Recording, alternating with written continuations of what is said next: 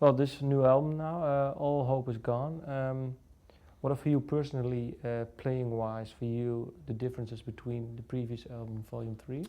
We brought in a lot more instruments this time for the percussion. Can you name me one that you say, well, on this track we used this and I really enjoyed it, or not, or? Big gongs. Okay. Yeah, but played them different ways, played them with sticks and mic'd them different ways, and I played a big, huge drum that was on Joey's drum kit, so like during certain parts I would go sit at Joey's drum kit and play on this, big drum, and so that was pretty cool, yeah. And how does it come about? Do you talk to each other? Well, maybe we can do this now. A lot of it has to do with Sean the Clown. Mm-hmm. So he kind of organized a lot of different things that come in, and I just kind of sit back and wait, and then just make the best of what we have, Can you say that in retrospect that the 6th of July in 1998, do you still recall what you were doing? Yeah, I was an electrician. Yeah, I was wiring houses and practicing with Slipknot, trying to get to Malibu to make the first record. Yeah. Trying to save enough money to live out in California for that record. Were you? But when were you asked for Slipknot? Sorry, should I do it?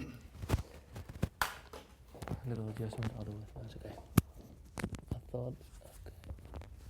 Maybe I have my dates wrong, but I thought you were called for Slipknot in 1998. Was it 1997?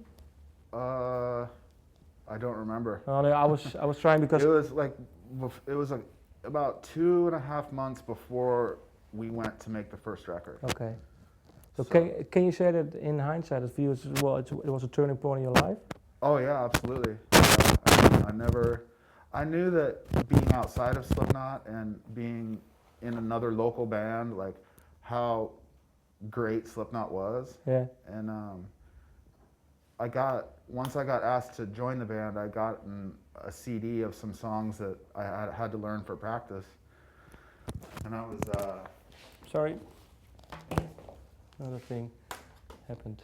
I don't think it works properly. I'm sorry. No, okay. No, do it good. No. So yeah, I was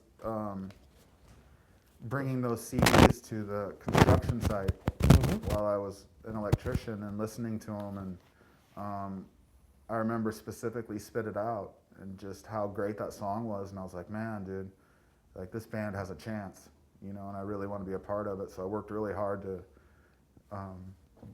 be in the band. And what was your former band when you were playing in? I played with a friend of mine, Aaron Peltz, and we played in a band called Shed. Why did they call you? I don't know.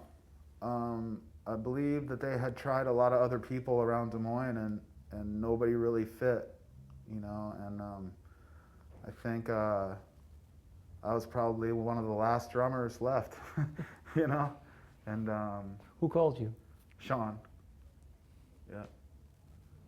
And it was funny because I had wanted to be Joey's drum tech, and I went to the Slayer show, and I went right up to the Clown, and I said, hey man, I heard you guys got a record deal.